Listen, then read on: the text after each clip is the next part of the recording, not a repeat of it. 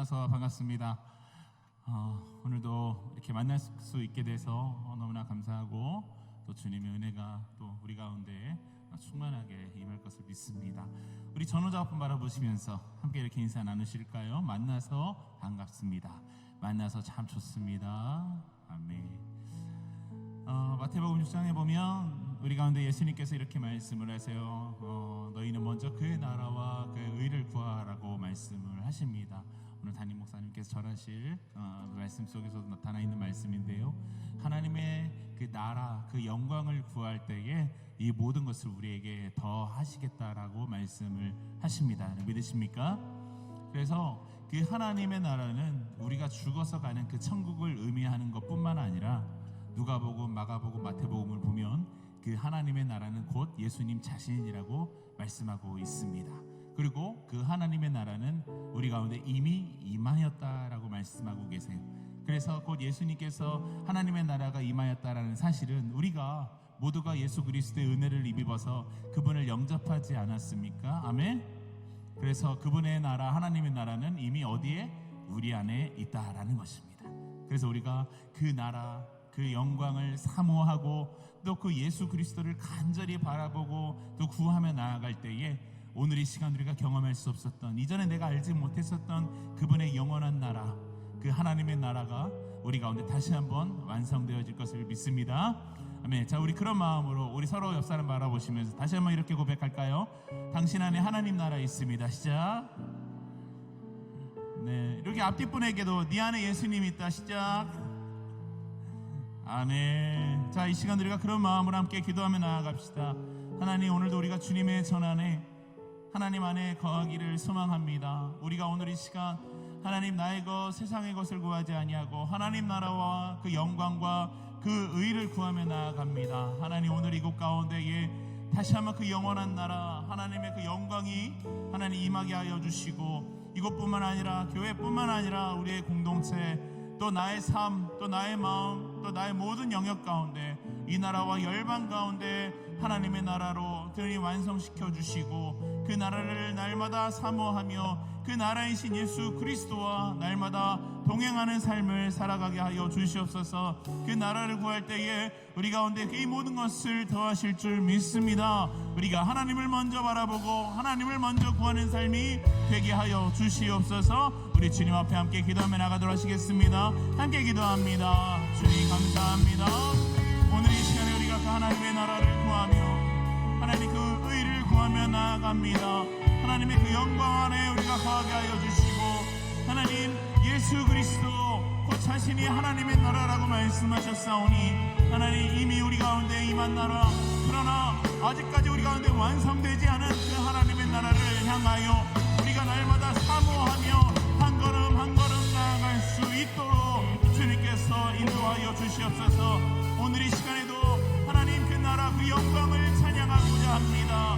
하나님의 아름다우심을 바라보며 주의 전화 거하는 그 기쁨을 우리가 누리게 하여 주시옵소서. 하나님, 우리 시선과 우리 마음이 오직 하나님만을 향하기를 소망합니다. 하나님, 이전에 보지 못하였던 것들, 눈에 보이지 않던 것들 오늘 이 시간 발견할 수 있도록 우리 영안을 열어주시고, 하나님 오늘 이 시간 말씀 속에 숨겨진 그 주님의 놀랍고 아름다운 진리를 발견케 하여 주시옵소서. 함께 하실 줄 믿사오며 살아계시고 역사하시는 우리 주 예수 그리스도의 이름으로 기도드리옵나이다. 아멘. 할렐루야. 우리의 길이요 진리요 생명이신 예수님 앞에 우리 감사와 영광의 박수 함께 올려드리시겠습니다. 아멘. 우리 몸이 불편하지 않으시며 다 함께 자리에서 일어나셔서 그 하나님의 노래를 함께 찬양하며 나아가도록 하시겠습니다.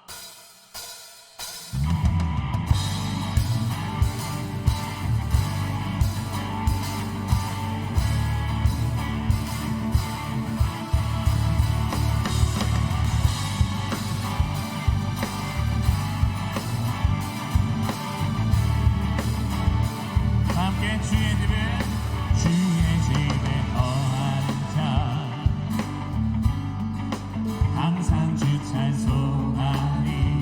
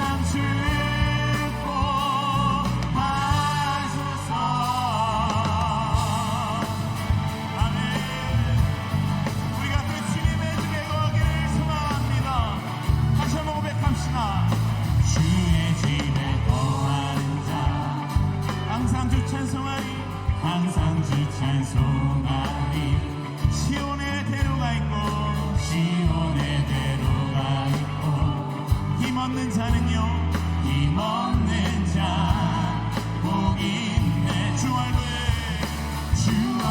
볼 때까지 힘을 건너가리. 함께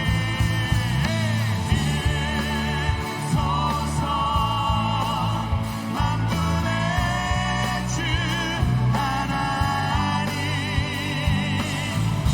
구하오니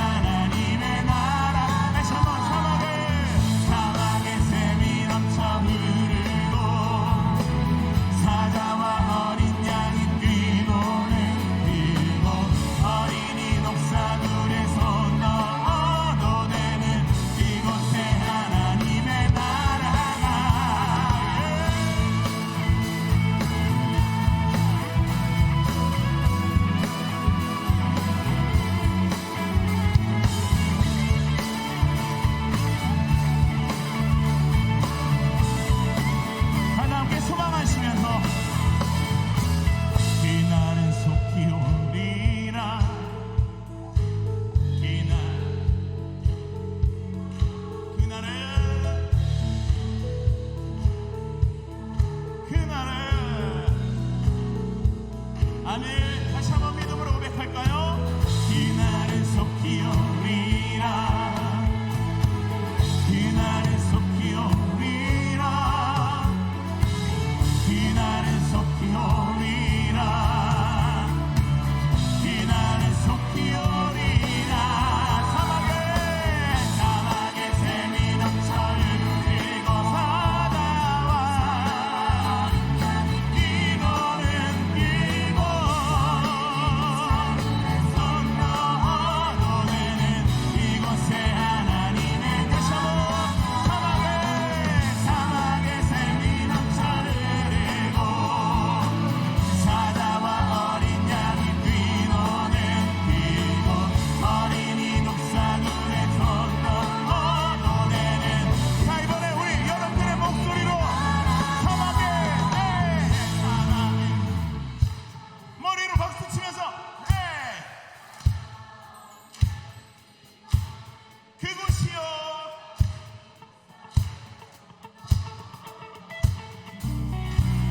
아멘. 사막에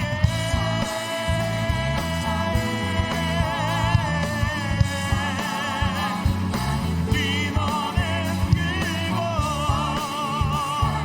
손 넘어 되는 그곳에 하나님의 나라가 아멘.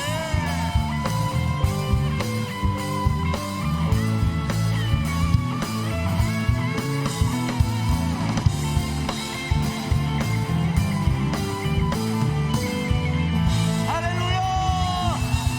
실존하시는 그 하나님의 나라 그 영광 우리와 함께 하시는 그 예수 그리스도 그 이름을 찬양합니다. 아멘.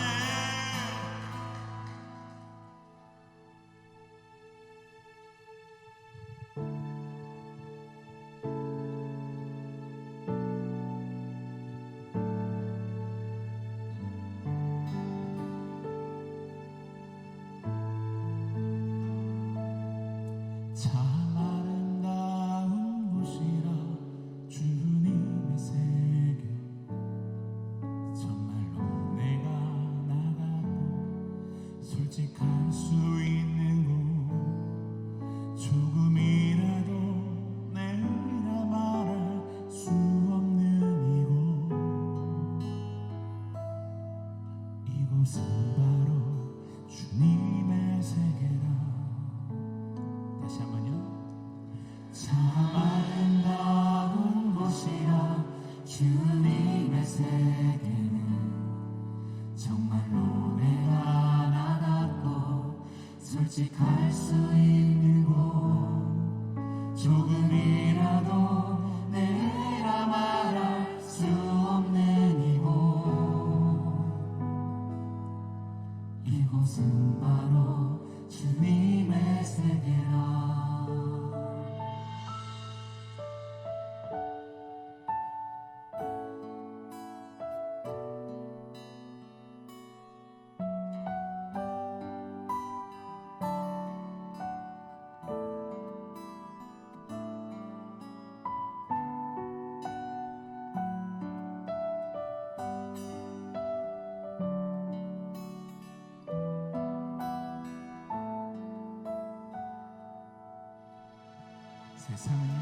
세상은 항상 말하네 그 길이 아니라 꼭 뛰고 온 길 있는데 왜 힘들게 사냐고 단순한 속죄 진짜 내게 고맙기만 하고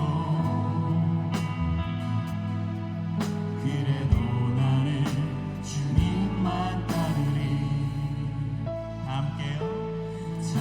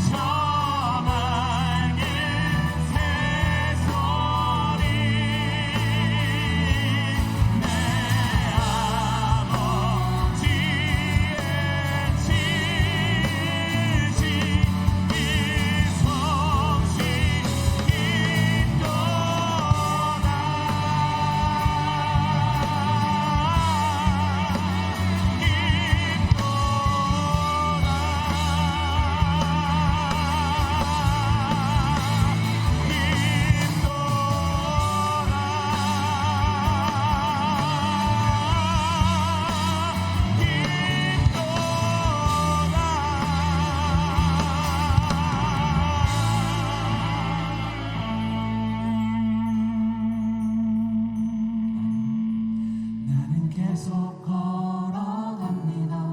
수없이 넘어져도 사람들의 방향과는 조금 다르다 해도 내가 가는 길 주가 가르쳐준 길이니 이곳은 바로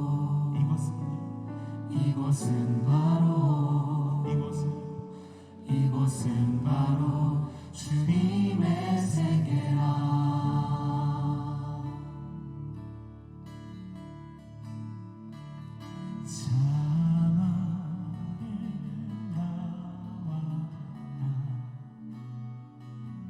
주님의 세계는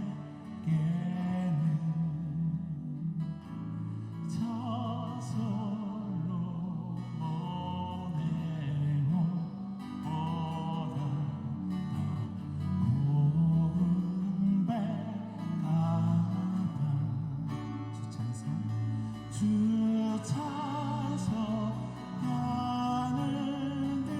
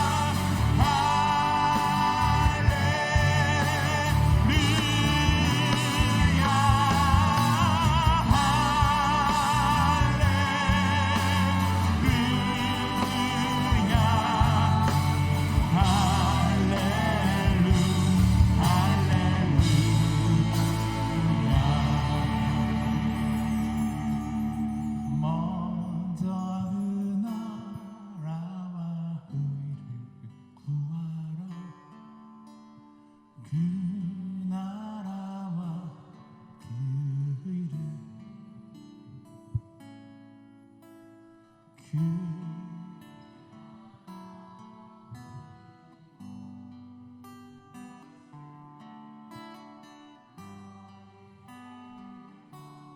자, 우리 마지막으로 우리 두 손을 가슴에 모으고 주님 앞에 간구하는 마음으로 먼저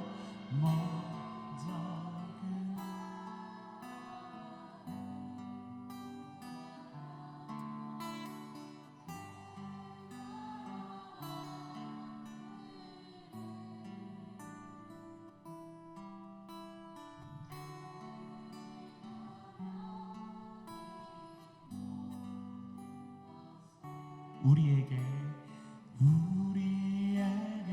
더 하시니라.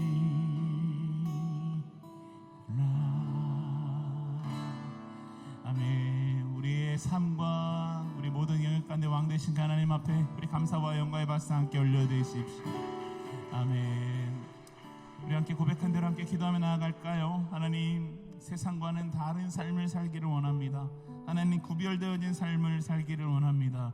하나님, 세상 사람들은 세상의 것을 구하지만 우리는 하늘의 것을 구하며 살아가는 믿음의 백성들 되기를 원합니다. 하나님의 나라와 그 영광을 구하며 하나님 그곳에서 기쁨을 찾는 하나님의 자녀들 되게 하여 주시옵소서. 하나님, 우리 안에 사라진 구원의 감격과 그 기쁨을 다시 한번 회복하게 하여 주시고, 우리 가운데 이미 허락하여 주신 그 신령한 복을 하나님 우리가 삶 가운데 우리가 사용하며 살아갈 수 있도록 지혜와 명철의 영을 더하여 주시옵소서. 오늘 말씀 전하시는 담임 목사님 입술 가운데 성령의 권능을 갑절로 더하여 주시고, 선포되어지는 그 말씀이 우리 삶의 능력이 되어 이 한 주간도 우리를 지배할 수 있도록 성령 하나님 역사하여 주시옵소서. 자, 우리 함께 주여 한번 크게 외치고 함께 기도하며 나가도록 하시겠습니다. 주여,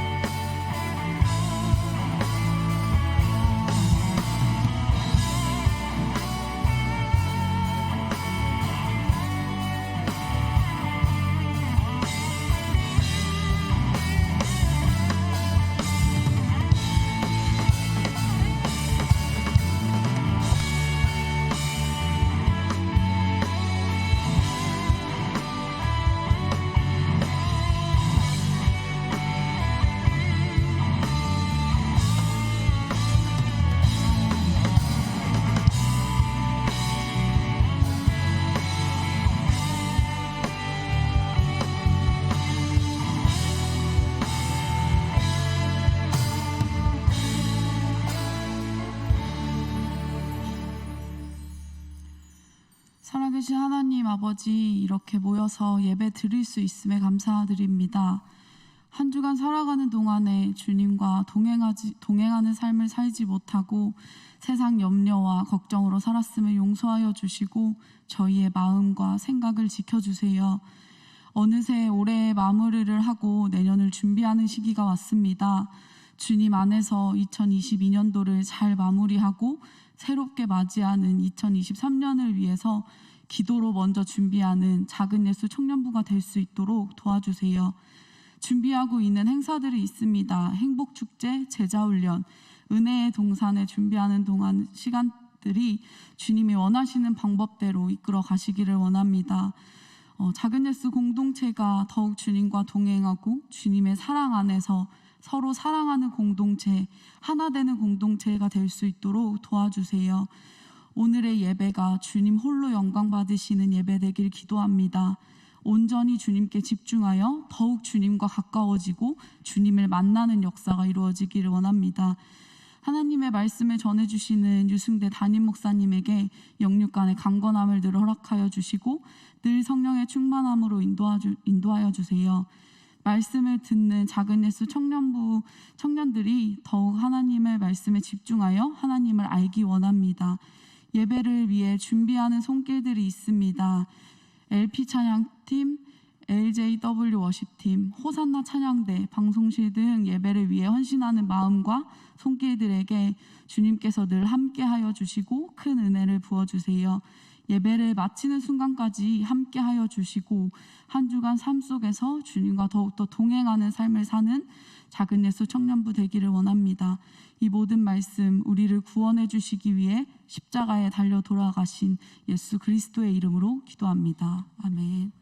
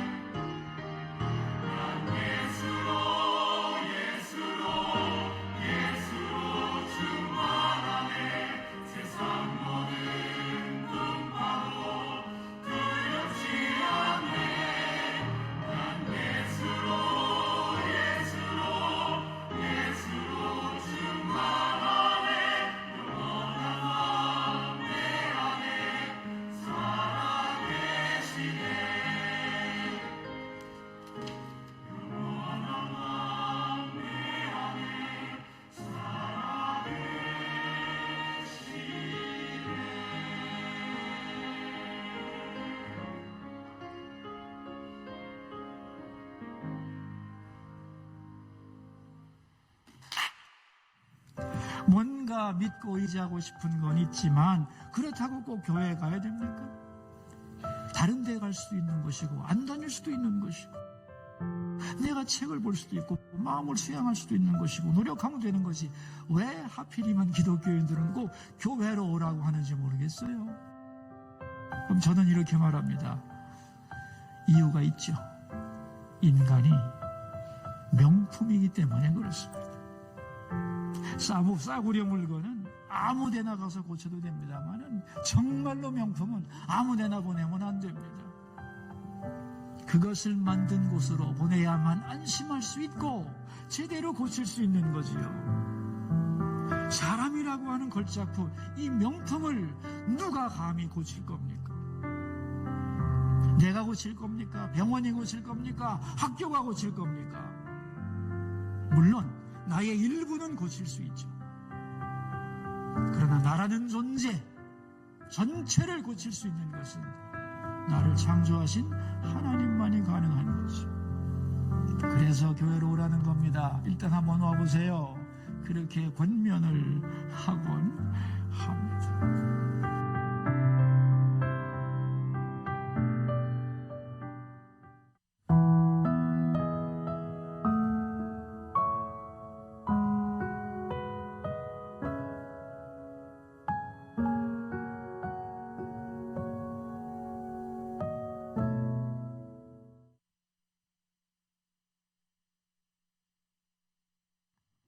여러분 안녕하세요. 바울청을 담당하고 있는 조성경 전도사입니다.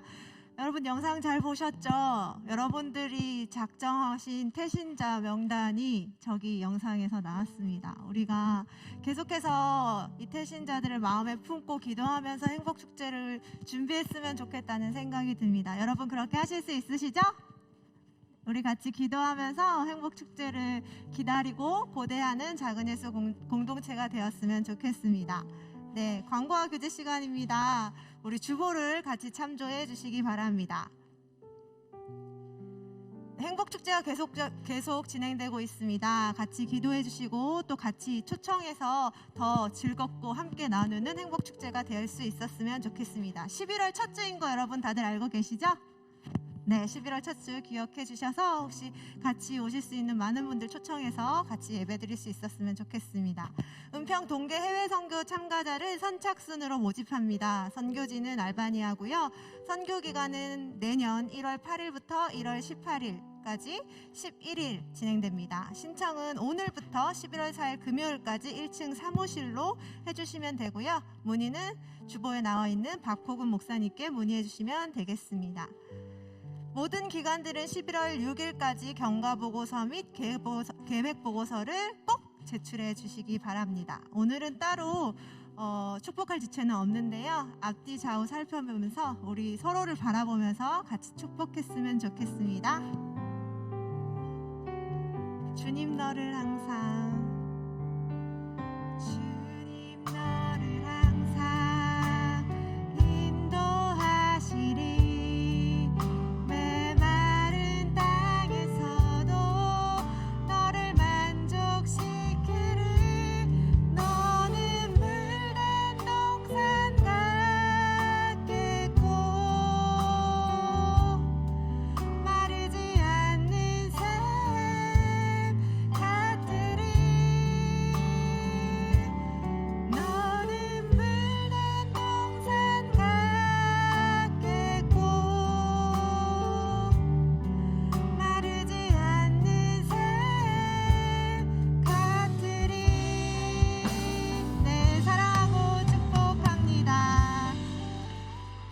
같이 말씀 보도록 하겠습니다. 오늘 말씀은 마태복음 6장 31절에서 34절 말씀입니다.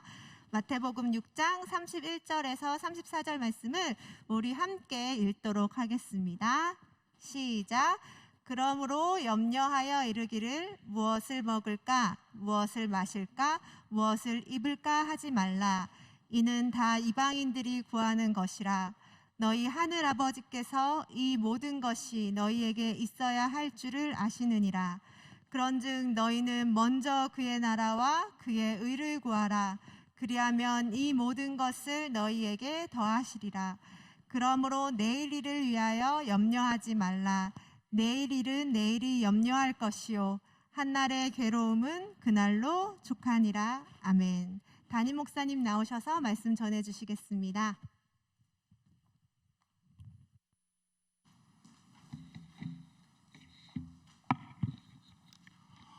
우리 전후 좌우 바라보면서 평안하셨습니까? 우리 인사하겠습니다. 평안하셨습니까? 오늘 설교 제목을 스크린에서 우리 한번 보겠습니다. 같이 설교 제목 같이 읽어보겠습니다. 시작. 그리스도인의 삶의 방식. 한 번 더. 그리스도인의 삶의 방식. 마태복음 6장에는 하나님께서 주님께서 염려하지 말라 이 말씀을 반복해서 말씀하고 있습니다.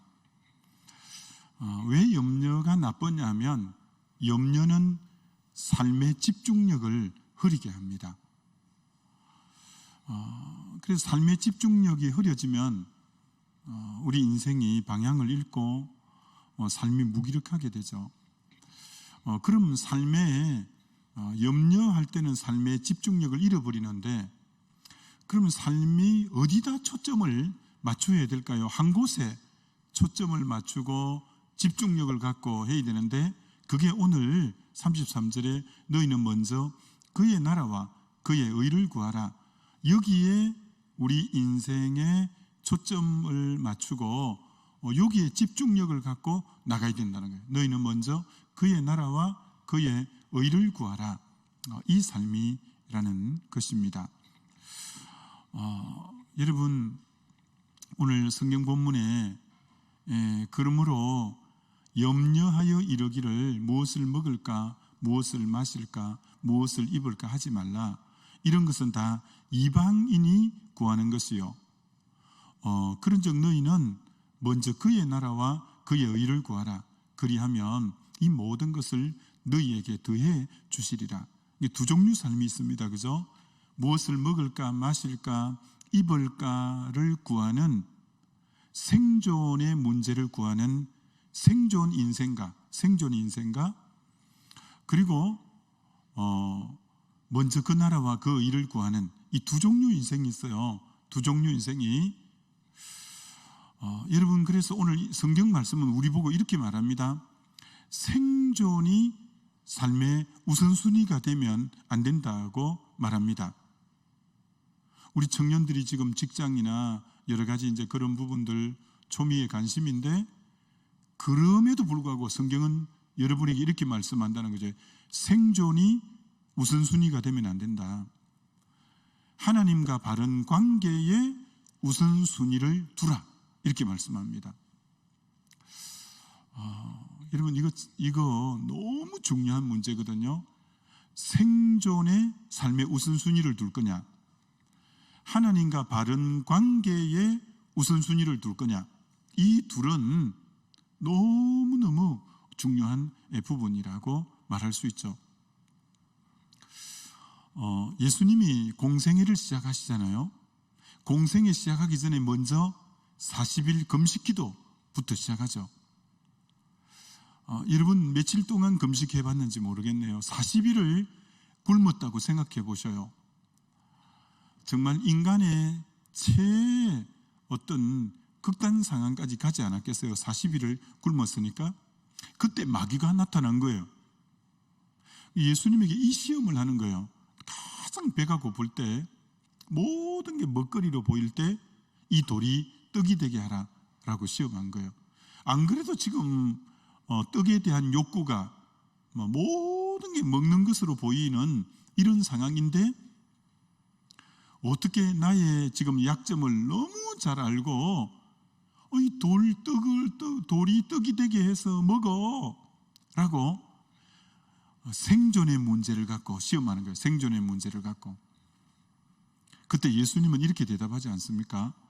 사람이 떡으로만 살 것이 아니요 하나님의 모든 말씀으로 살 것이다. 신명기를 인용해서 그렇게 마귀를 대받아칩니다. 아무리 생존이 40일 굶어서 절박해도 생존의 문제를 우선순위로 예수님이 정하지 않고 나는 하나님의 말씀으로 산다고 하면서 하나님과의 관계를 우선순위로 선택하는 예수님. 예수님에게 시험은 무슨 시험이냐면 우선순위의 시험이었어요. 지금 제일 급한 상황에서 지금 생존의 문제를 해결하라 이렇게 마귀가 지금 왔는데, 그런 극단의 상태에서도 주님은 생존을 선택하지 않고 하나님과의 관계에 우선순위를 정함으로 시험에 들지 않은 분이 예수님이에요. 여러분, 이처럼 참 우리는 우선순위가 뒤집힐 수가 아주 쉬워요. 왜? 현실의 필요는 너무 눈에 뻔히 보이고, 현실의 어떤 필요는 너무 이제 절실히 요구되어지니까 그쪽을 우선순위로 정하기가 너무 쉬워요. 근데 그러면 인생은 무너진다는 거예요. 여러분의 인생을 살아갈 때 언제나 최우선순위는 생존이 아니라 하나님과의 관계에 우선순위를 두고 살아가야 삶은 뒤죽박죽이 안 되고, 하나님과의 관계의 우선순위를 지키기 위해서 포기할 것 포기하고 타협하지 않고 나갈 때 내가 이 모든 걸 너에게 더해 주겠다, 너의 승리의 삶이 되게 해 주겠다고 주님 약속하시는 거예요.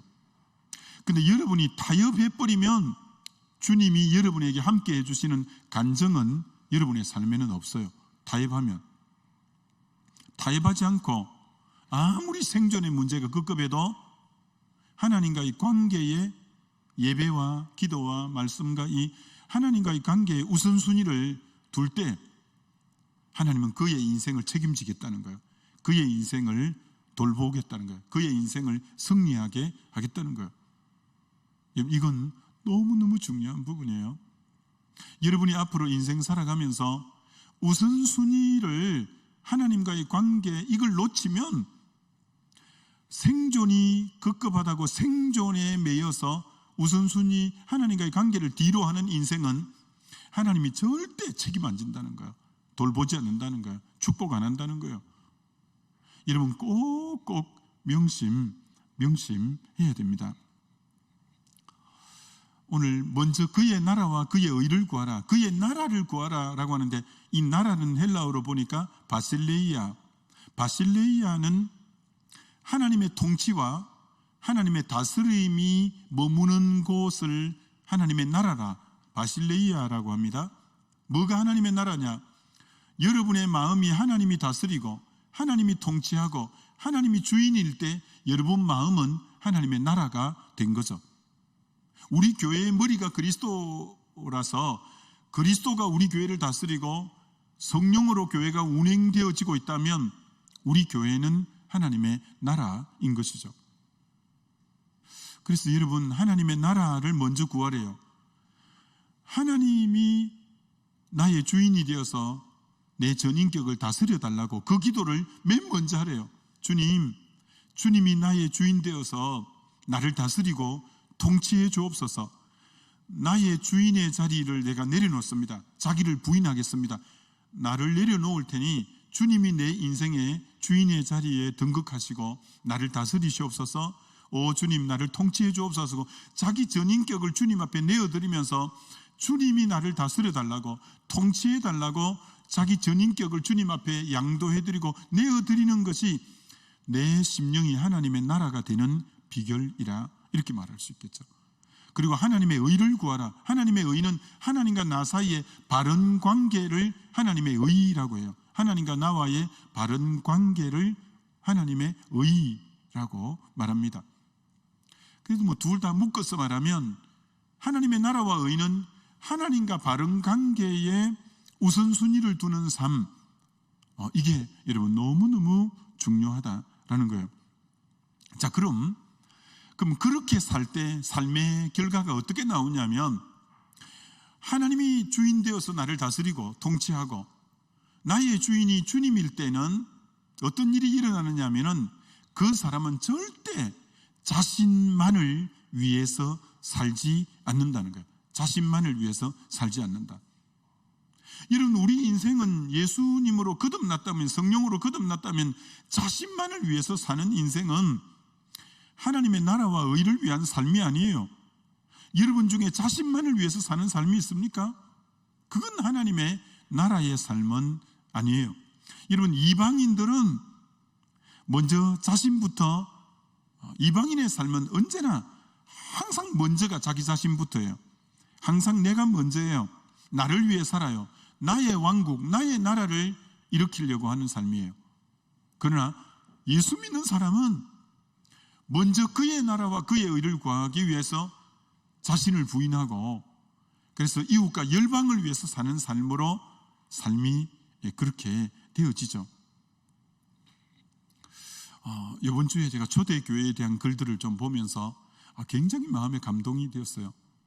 여러분, 다시 한번 2000년이 지난 뒤에 오늘 우리의 신앙의 모습과 초대교회 때 성도들의 신앙의 면면을 여러분이 한번 들으면서 2000년이 지난 지금 우리의 신앙의 퀄리티가 요 정도고 2000년 전에 성도들의 신앙이 저 정도였구나 한번 잘 살펴보세요. 이런 초대교회 때 로마의 제국의 지배를 받을 때인데 교회가 폭발적으로 성장을 했어요. 학자들은 두 가지 이유라고 보는 거예요. 첫 번째 이유는 로마 제국이 기독교를 공인했기 때문에 기독교인의 수가 그렇게 많이 늘어났다. 여러분, 그런 측면이 있기 때문에 이게 1번이에요. 1번 답이에요. 왜 초대교회 때 기독교인들이 그렇게 폭발적으로 교회가 부흥됐는가? 그건 기독교를 공인하게 되죠. 로마 제국에서. 나중에는 기독교가 국교가 되죠. 그렇기 때문에 굉장히 많은 사람들이 예수를 믿음으로 교회가 폭발적으로 부흥하는 데 일익을 한 거죠. 근데 그보다도, 그럼 이건 어떻게 설명하겠어요? 기독교가 공인이 된 거는 313년에 콘스탄틴 때 기독교를 일단 받아들였고, 나중에 기독교 국가는 그 뒤에 또 몇십 년 더 있다 되거든요. 그렇기 때문에, 그럼 그 전에 기독교가 공인되기 전에 무수한 기독교인이 있은 것은 공인되어졌기 때문에 있은 게 아니잖아요. 그럼 그건 어떻게 설명할 수 있겠어요? 그건 우리가 잘 아는 오순절 사도행전에 성령이 폭발적으로 임하면서 성령의 능력을 받은 제자들과 그리스도인들이 복음 전거로 3,000명, 5,000명 흩한 제사장과 기부인들이 돌아오면서 폭발적인 부흥을 하게 된 거죠. 그러니까 초대교회의 폭발적인 부흥은 두 가지 이유인데, 기독교를 공인했기 때문에, 두 번째는 오순절의 성령의 폭발적인 임재와 능력받은 그리스도인들이 복음 전거로 인하여 폭발적으로 부흥한 거죠. 그거는 그런데 믿는 자의 측면에서 그렇게 보는 거고, 문제는 불신자의 측면에서 기독교회가 저렇게 부흥하게 된 이유를 뭐라고 말하느냐면, 이런 로마 황제들이 수십 명이 되잖아요. 그 중에 율리아누스 로마 황제가 율리아누스, 그분의 문헌이 남아 있어요. 그분의 문헌에 보니까 이렇게 말해 놓았어요. 정말 초대교회 때 믿는 사람과 믿지 않는 사람의 삶이 현격하게 차이가 났다, 이렇게 보는 거예요. 교회 다니는 사람과 세상 사람들의 삶은 완전히 확연하게 달랐다는 거예요. 그리고 교회 다니는 삶이 너무 매력적이었대요. 메리트가 있었대요. 그래서 많은 사람들이 교회로 모여들었다는 거예요. 그럼 어떤 그 당시 율리아누스 황제의 눈에 보인 초대교회 그리스도인들의 면면은 어땠냐면 이렇다는 거예요. 교회와 기독교인의 희생적인 섬김을 보면서 충격을 받았다. 율리아누스 황제가 그렇게 말해요. 교회와 기독교인들의 희생적인 섬김을 보면서 충격을 받았다. 봉사와 섬김은 로마 제국이 백성들에게 베푸는 것과 비교할 수 없을 정도로 기독교인이 주변의 사람들에게 베푸는 섬김과 희생은 충격적이었다. 로마 제국이 연약한 백성들에게 가져주는 복지 혜택하고는 비교할 수도 없을 정도로 기독교인들이 그 가난한 자들을 돕고 섬기는 것은 너무나 희생적인 헌신이었다고 보는 거예요. 그리고 율리아누스 황제가 362년 갈라디아에 있는 한 사제에게 보낸 편지가 남아 있는데, 거기 이렇게 써놓은 거예요. 로마 신을 섬기는 사람들은 그들은 가난한 자를 외면하고 방치할 때, 로마 신을 섬기는 사람들은 그들의 가난한 자를 외면하고 방치했다는 거예요. 로마 신을 섬기는 사람들은. 그러나 불경한 갈릴리인들은 불경한 갈릴리인들은 그리스도인을 비하해서 하는 말이에요. 불경한 갈릴리인들은 그들은 이들을 구제하는 데 주력했고 그들은 그들의 가난한 자들을 돕는 것이 아니라 우리의 가난한 자들까지도 돕는다. 그리스도의 공동체 안에 가난한 자들도 도울 뿐 아니라 그리스도의 공동체 안에 들어가지 않는 일반 믿지 않는 가난한 자들까지도 그들은 다 돌보았다. 이렇게 말을 하는 거예요. 그럴 뿐 아니라 또 이렇게 여러분 말을 합니다. 기독교인들은 서로 도울 뿐 아니라 안 믿는 자까지도 희생적인 정말 희생적으로 베풀면서 도왔는데 이방 로마 황제가 볼 때는 너무나 특이했다는 거예요. 그러면서 이렇게 말합니다. 그들은 무슨 소망이 있길래 무슨 이유로 저렇게 사는 길인가, 사는 것인가. 로마 황제가 볼 때 야, 저들은 무슨 소망이 있길래 무슨 이유가 있길래 야, 저렇게 사는가, 이렇게 말하면서 로마 황제가 보기에도 정말 로마 황제가 백성들에게 베푸는 복지 혜택보다도 그리스도인들이 베푸는 것은 훨씬 크고 훨씬 혜택이 많았다고 이렇게 보는 거예요. 그들의 삶에서 너무 놀랐다는 거예요. 그럴 뿐 아니라 3세기경에 편집된 제자들의 삶을 편집한 책이 사도전성이라는 책이 아직도 남아있어요. 사도전성. 여러분, 그는 AD 한 300년경에 예수 믿는 사람들의 그 일상을 적어 놓은 거예요. 근데 이렇게 적어 놓은 거예요. 그때 세례를 받고자 하는 사람이 있으면 세례를 함부로 주지 않았대요. AD 300년경에 교회에 나와서 세례를 받고자 하는 성도가 있으면 그들을 함부로 교회의 일원으로 받아들이지 않았대요. 그럼 세례를 어떻게 주었냐가 이렇게 말합니다. 세례를 받으려고 하는 사람들에게 반드시 점검하는 것인데 그들의 삶의 방식이다. 그들의 삶의 방식을 철저히 점검했다는 거예요. 그럼 어떤 삶의 방식을 점검했냐면 그들에게 먼저 하나님의 나라와 의를 구하고자 하는 마음이 있는가, 그걸 먼저 점검했대요. 하나님의 나라와 의를 구하는 삶이 있는가. 그러면서 더 세부하게 이렇게 말해요. 다르게 말하면 가부를 공경하는가, 병자를 방문하는가, 가난한 자를 돕는가, 모든 일을 대상으로 선한 일을 하고 있는가, 요걸 점검했대요. 세례받을 자격이 있는가를 그걸 점검했대요. 자, 그러면서 이렇게 말합니다. 교회는 세례받는 후보자들에게 가난한 자들에 대해서 어떻게 생각하십니까를 묻지 않고 그들이 실제로 가난한 자들에게 어떻게 대하고 행동하는지를 봅니다. 세례받을 대상에게 가난한 자를 어떻게 생각합니까? 라고 묻지 않고 가난한 자들을 실제로 어떻게 대하고 어떻게 행동하는가를 살펴봤다는 거예요. 그 살펴본 결과 그들에게 분명한 삶의 증거인 나눔과 베품에 대한 희생적인 사랑에 대한 증거가 분명할 때 교육을 시켜서 세례를 베풀었다. 와, 베품과 이런 희생적인 삶의 증거가 뚜렷할 때 그때 교육을 시켜서 세례를 베풀어서 교회의 일원으로 받아들였다. 이렇게 말하는 거예요. 그리고 더 놀라운 것은 그들은 자기 필요를 내려놓고 먼저 나누고 베풀 때 세상은 그리스도인들이 나누는 것을 통해서 그들의 나눔과 희생과 헌신 속에 그리스도를 보게 되었다. 너무 대단하죠. 그리스도인의 나누는 삶, 희생적인 삶을 통해서 세상 사람들은 뭘 보았다고 말하냐면은 그들의 나눔과 희생과 헌신을 통해 그리스도를 보았다는 거예요. 그리스도를. 저게 그리스도의 향기구나. 저게 그리스도의 편지의 역할을 하는구나. 저것이 그리스도의 사신의 모습이구나. 그 고린도후서에 나오는 그리스도의 편지, 그리스도의 향기, 그리스도의 사신은 고린도후서에 나오는 말씀인데 그들의 나눔의 헌신을 통해서 저게 그리스도의 향기로운 삶이구나. 저게 그리스도의 편지다운 모습이구나. 저게 그리스도의 사신의 삶이구나 라고 그들의 삶을 통해서 불신자가 그리스도를 발견했대요.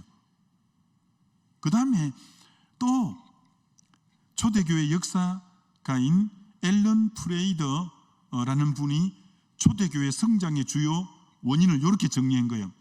초대교회 성장은 그리스도인의 설득력이 아니라, 말이 아니라 그들의 설득력 있는 삶의 방식의 열매로, 설득력 있는 삶의 방식, 설득력 있는 삶의 열매로 초대교회가 부흥하고 성장했다는 거예요. 그들의 설득력 있는 말을 통해서 저들이 주를 믿은 게 아니라 그들의 설득력 있는 삶을 통해서 그 열매로, 그 선물로 초대교회 부흥이 주어졌다는 거예요. 그러니까 여러분, 믿지 않는 자들은 그리스도인의 삶을 통해서, 그것을 본 불신자들은 그들 안에 소망이 도대체 뭐냐?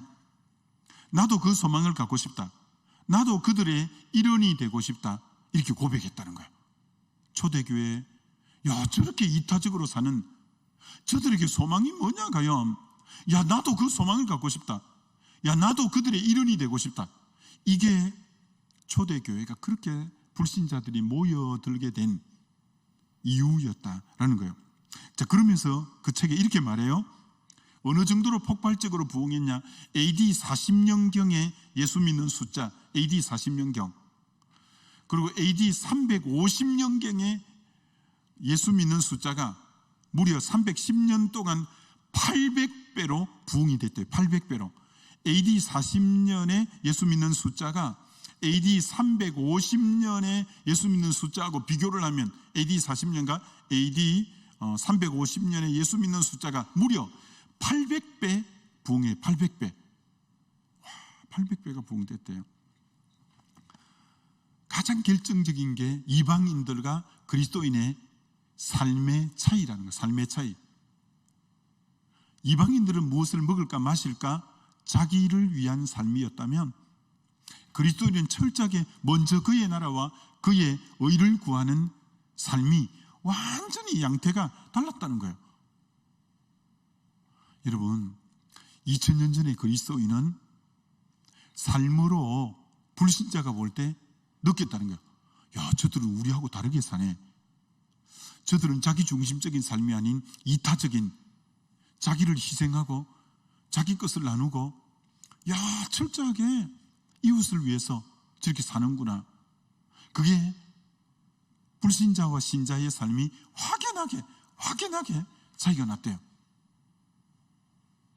여러분, 오늘 2000년 지난 오늘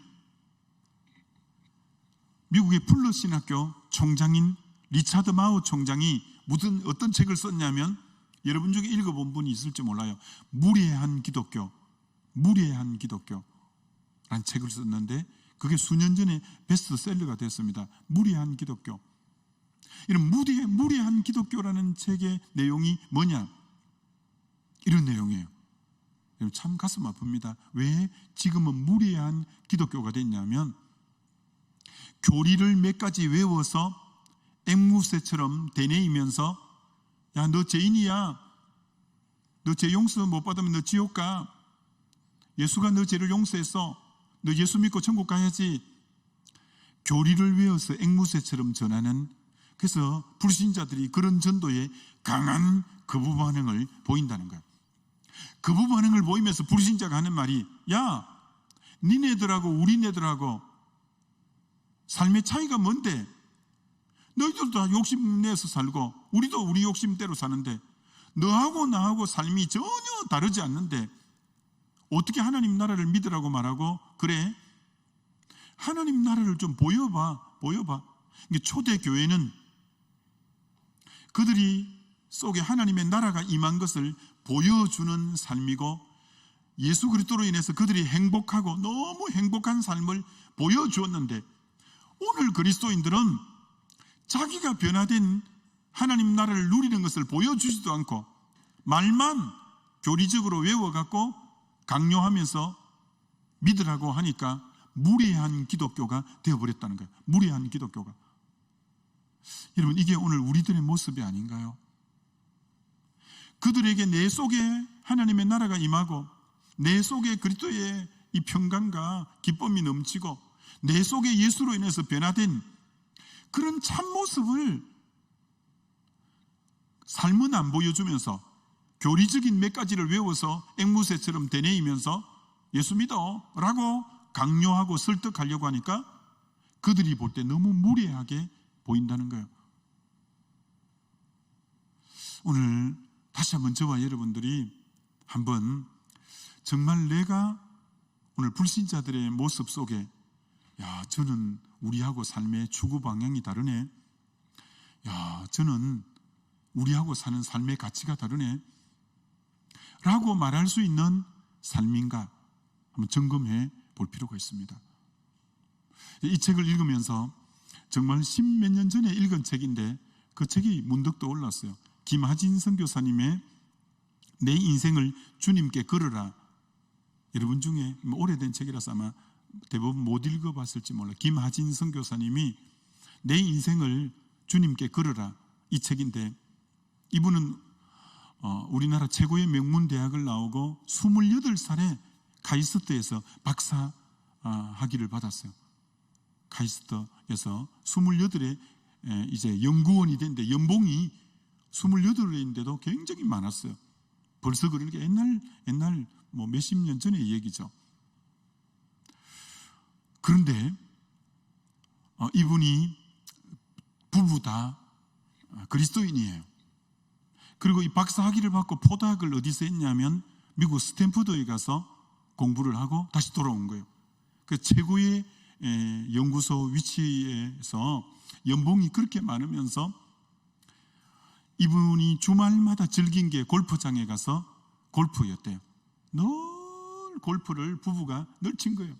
그리고 또 좋아하는 게 포크와 이제 하트 치는 걸 뭐라죠? 고스톱을 그렇게 쳤대요. 고스톱을. 전 뭐 고스톱은 안 쳐봐서 잘 몰라요. 그래서 그 광팔기 광 파는 게 있는 모양이에요. 그래 자기 별명이 강팔이였대요. 광팔이. 강을 얼마나 잘 팔았던지.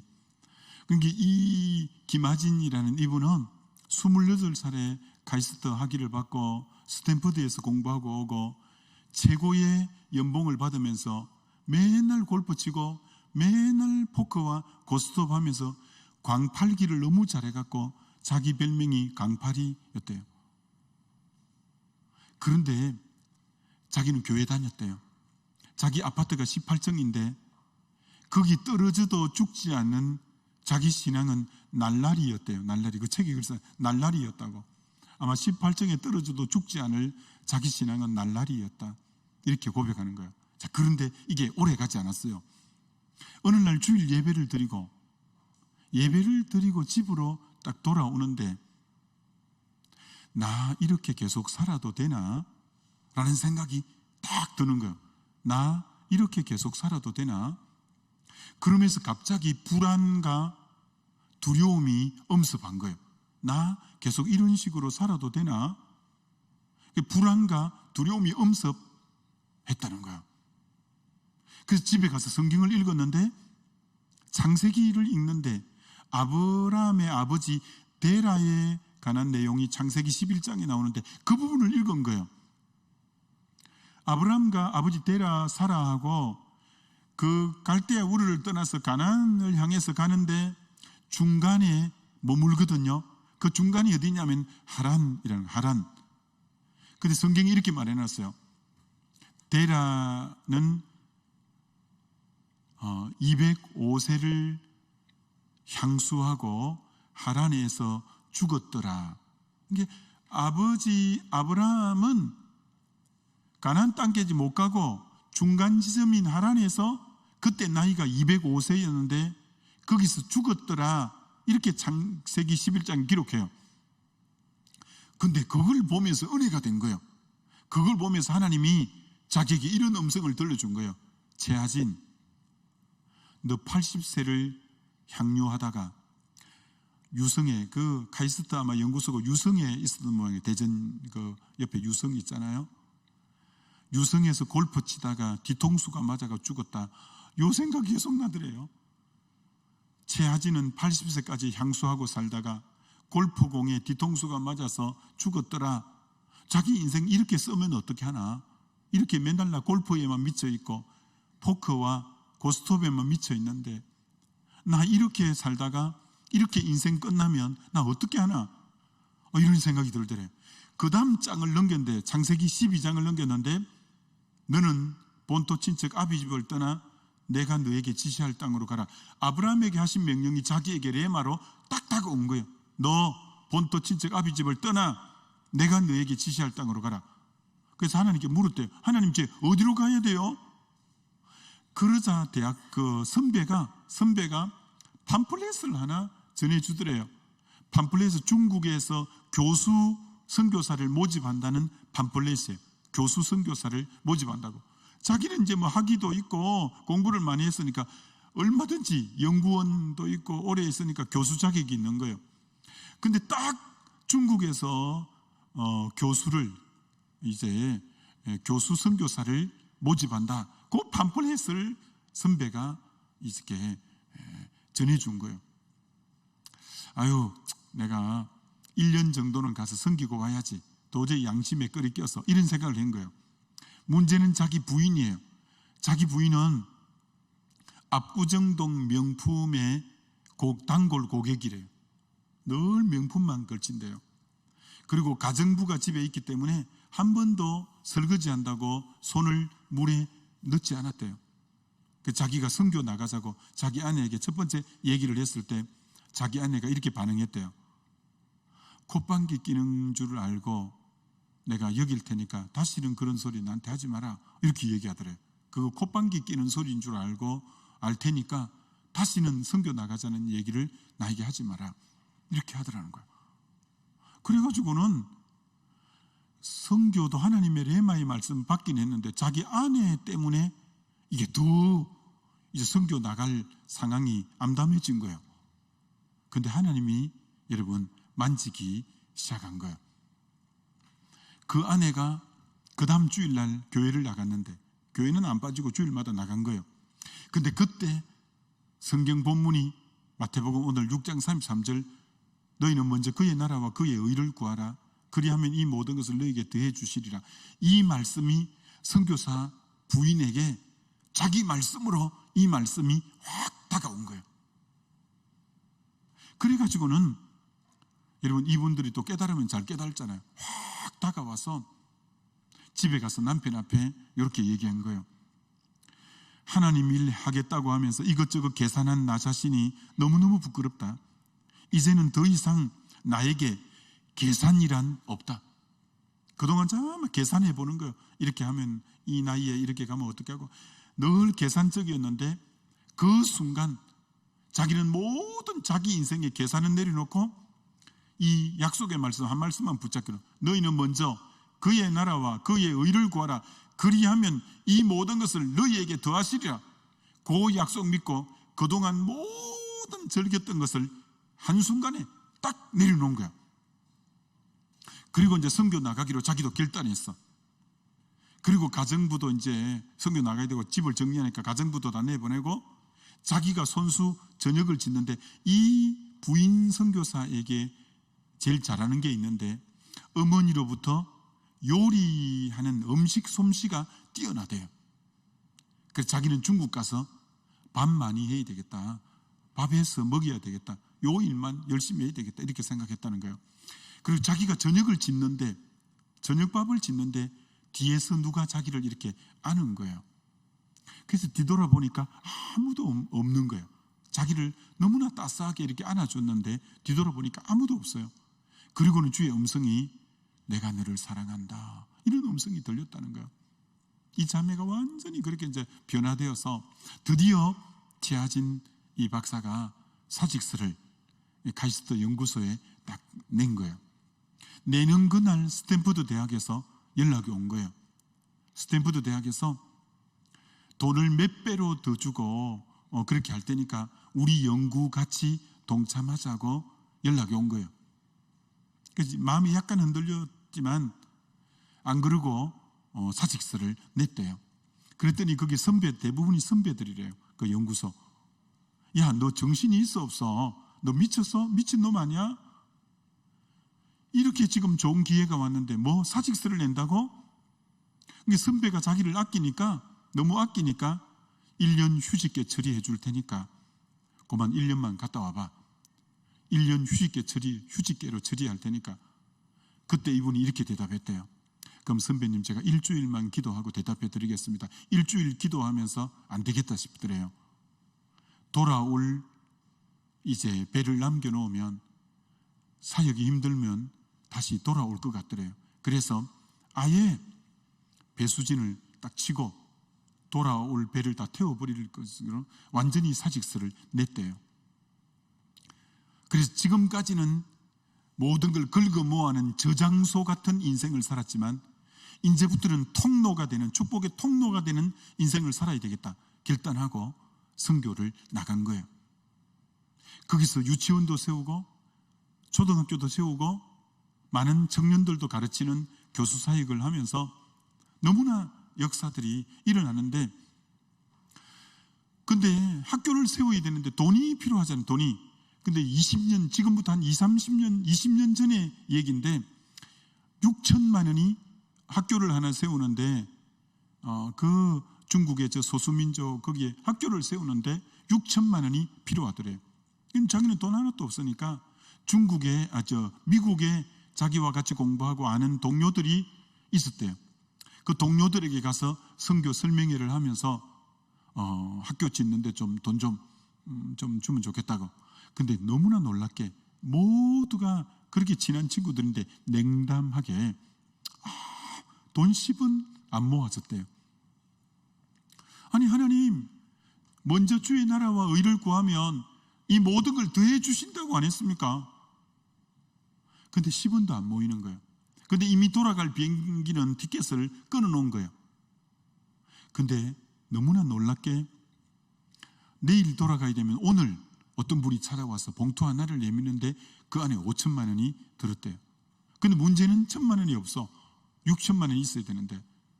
근데 새벽 2시 비행기를 끊었는데 그 전날 9시에 어떤 목사님, 가난한 교회, 몇 명 안 모이는 가난한 교회 목사님이 찾아와서 저녁을 같이 하자고 하더래요.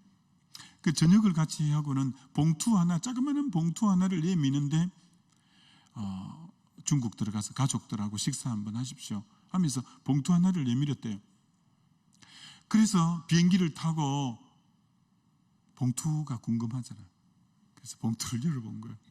근데 너무나 정확하게 1,000만 원이 딱 들어있은 거예요. 역시 하나님은 먼저 그의 나라와 그의 의를 구할 때 이 필요한 모든 걸 더해 주신다는 게 너무 실감이 난 거예요. 그래서 비행기 안에 화장실에 들어가 물을 틀어놓고 막 엉엉 울면서 하나님께 기도와 찬송을 올렸다는 거예요. 이분을 통해서 너무 놀라운 역사들이 일어나요. 그리고 방학 때가 되면 애들 다 집으로 돌아가는데 그 중에 15명을 자기 집으로 데리고 와서 같이 밥 해 먹이면서 성경을 가르친 거예요. 거기는 성경을 공식적으로 가르칠 수가 없대요. 그런데 방학 때 집에 온 이들에게 그랬더니 이 애들이 너무 잘해주니까, 그런 사랑을 받아본 적이 없으니까 묻더래요. 혹 간첩이세요? 왜 우리에게 이렇게 잘해주세요? 이러더래요. 자기를 그대로 밝혔대요. 나는 그리스도인이고 주님에게 빚진 게 너무 많아서 너희들에게 오늘 여기까지 왔다. 여러분, 그 15명의 아이들이 다 공상당언이래. 공상당언만 되면 그들이 앞으로 살아가는 데는 문제가 없대요. 근데 그 아이들이 은혜를 다 받고 공상당언 신분을 다 내려놓았대요. 그들이 은혜 받고 자라가지고 지금 그 대학의 교수로 다 있다는 거예요. 엄청 참 하나님이 이들을 통해서 놀랍게 참 일해 가신 거예요. 그러면 책 마지막에 이렇게 써놓았어요. 자기가 박사 되고 막 골프하고 맨날 그 고스톱하고 이럴 때 자기는 그래도 늘 허전하고 공허하고 그랬는데 거지 같은 인생의 종지부를 찍고 먼저 그의 나라와 그의 의를 구할 때 자기의 삶의 진정한 자유와 평강이 찾아왔다고 그렇게 고백해요. 여러분, 여러분이 욕망하는 대로 살면 행복할 것 같죠? 아니요. 하나님이 우리 인간을 지을 때 그렇게 창조하지 않았어요. 여러분이 진짜 삶의 우선순위로 먼저 그의 나라와 그의 의를 구하면 그때 인생의 가장 자유와 평강과 인생의 보람과 가치를 느끼게 되는 거죠. 이런 로마서 14장에 이런 말씀 있잖아요. 누구든지 자기를 위해 사는 자도 없고 자기를 위해 죽는 자도 없도다. 우리가 살아도 주를 위하여 살고 죽어도 주를 위하여 죽나니 이는 우리가 그리스도의 것임이라. 두 종류 사람인데 자기를 위해 사는 사람과 주를 위해서 사는 사람. 여러분은 지금 어떤 사람이에요? 자기를 위해서 삽니까? 아니면 주를 위해서 삽니까?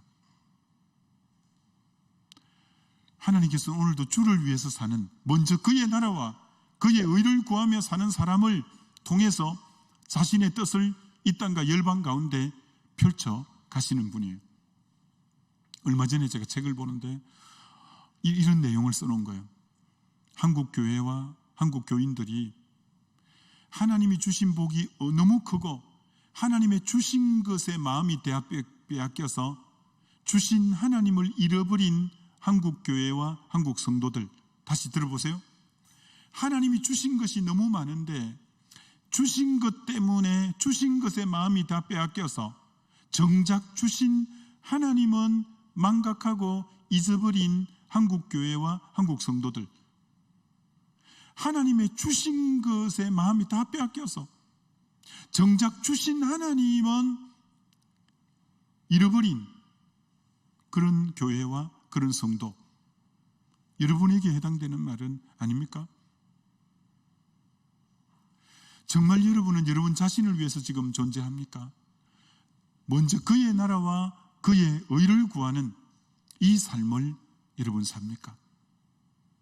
아무쪼록 우리 청년 때에 하나님의 말씀과 성령을 깊이 경험하고, 그래서 정말 여러분들이 자기 자신을 자기를 위한 인생이 아니라 하나님의 나라와 의를 위한 인생의 초점에 거기 초점을 맞추고 살아감으로 하나님의 여러분의 인생을 축복하고 하나님의 여러분의 인생을 도우고 하나님의 손길 가운데 살아나가는 그런 우리 청년들 다 되시기를 주의 이름으로 축원합니다. 우리 다 같이 일어나셔서 우리 한번 기도하면 좋겠습니다. 다시 한번 말씀 앞에 여러분을 세워 보십시오. 정말 여러분은